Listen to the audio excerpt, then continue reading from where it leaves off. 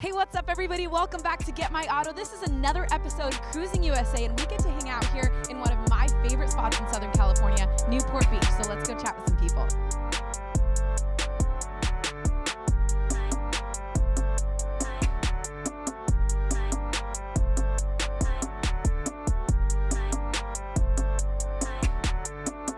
I'm here hanging out with Pete Rodriguez, Hey, Pete. So where are you from? Are you from Southern California originally? Cedar City, Utah.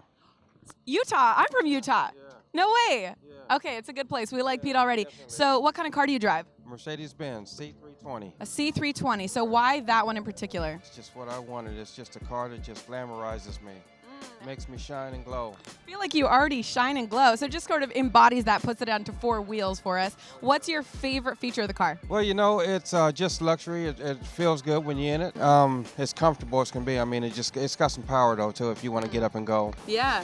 But it's just a car that's just tight Yeah. and it's just smooth as can be. So tell me a little bit about the engine. What are the specs on it? It's a 3.2 actually, and it actually holds about 12 spark plugs. Believe it or not. Really? Instead of 6, it holds 12. So what does that mean for the drive? More power.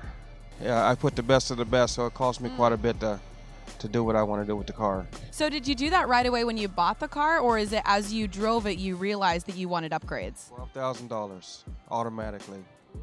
Just- Okay. So right off the lot, you put $12,000 into it. Exactly. Awesome. And it's only a 2001, but it was worth it to me. Oh, okay, yeah.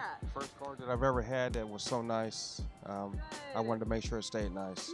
Yeah. And so far, I mean, it's a 2001, so how many miles are on it? It's about 140,000 miles on it. So doing well. What kind of maintenance have you seen, or have you had to replace anything yet? Transmission, or? No, none of that there. Just basically went through and changed all the brakes, rotors, oil, rear axle, oil. I did have the front end redone, and that was basically for tightness and everything. But other than that, nothing. Cool. So would you recommend it to someone? To everybody. If you can afford it, get it. Get it. I'm hanging out with Larry. So Larry, I know that you have a few different rides. You have your bicycle, and then I also know you have multiple cars. Tell me about that. Yeah, well, I've got 3 cars. The oldest is a 1980 Volkswagen Westfalia camper, and I use it for around town driving, and I also camp in it, especially during the summer on the coast. Yeah. So there's that one, and then I have a car that I bought brand new in 1986. Many people don't know what it is. It's called a Merkur XR4Ti.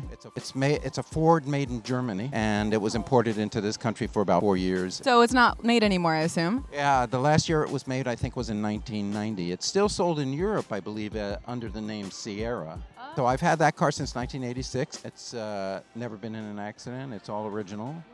Wait, so you say it's all original. How many miles are on it? And then what's it like to try to maintain a car that's no longer produced? It's got 130 some odd thousand miles. I've used eBay quite a bit for parts, etc. Even that is getting more difficult. But some of the drivetrain is common to a lot of the Ford turbocharged Thunderbirds and Mustangs, and so there are parts available, in that area. Okay. But do you find that you have to do most of the work yourself, or if you took it to a shop, they'd know what to do? I've always done a lot of the work myself, but when it comes to major stuff, I bring it in, and most mechanics can figure it out if they don't know it from experience. Sure.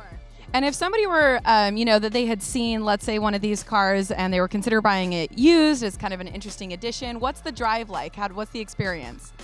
Well, Ford tried to compete with the BMW 3 Series, and so I would equate it somewhat to the BMW 3 Series as far as its ride. It's a very comfortable car. In fact, I bought a newer car. In 2001, I bought a BMW 3 Series. Oh, okay, yeah. It's a wagon. I still have it.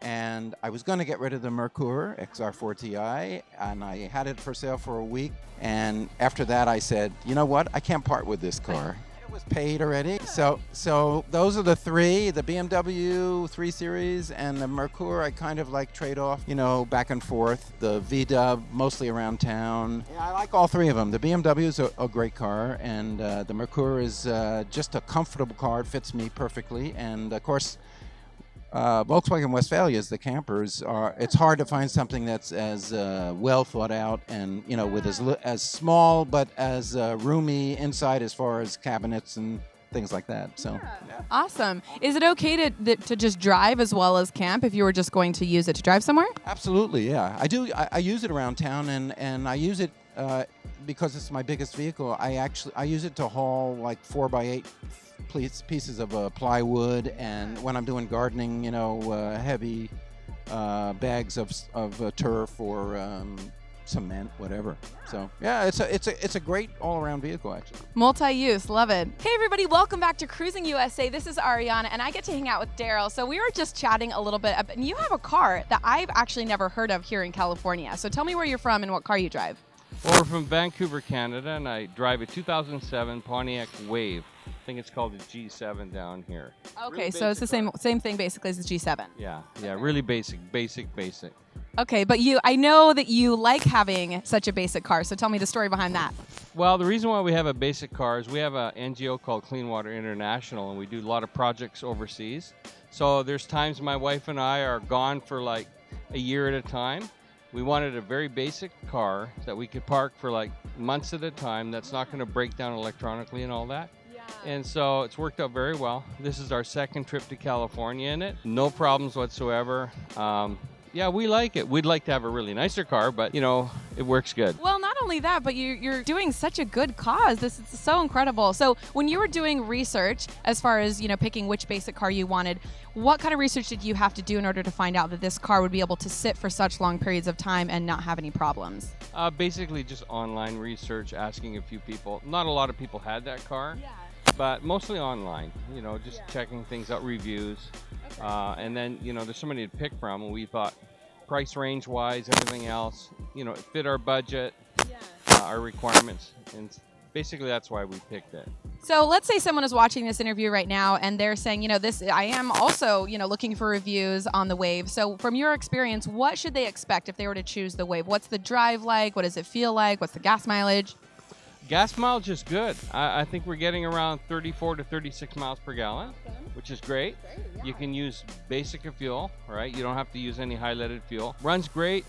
We put winter tires on it because we live in Canada. They're really noisy, unfortunately, but with summer tires, it's much better. But then you don't die, so, noise, death, it's fine. Yeah, we want to live, Now, driving California kind of spins up my wife a little, but, we're okay. We're okay. So still okay for road trips. It can go long distances. And, how's the engine? How's the power? Power's a little lacking, to be honest, but it runs fine. Again, it does what we need it to do, so we're happy. And the maintenance is easy. Oh, very low maintenance, yeah. Hey everybody, thanks for watching another episode of Cruising USA. We love seeing you here at Get My Auto, so be sure to check out future episodes. We'll see you soon.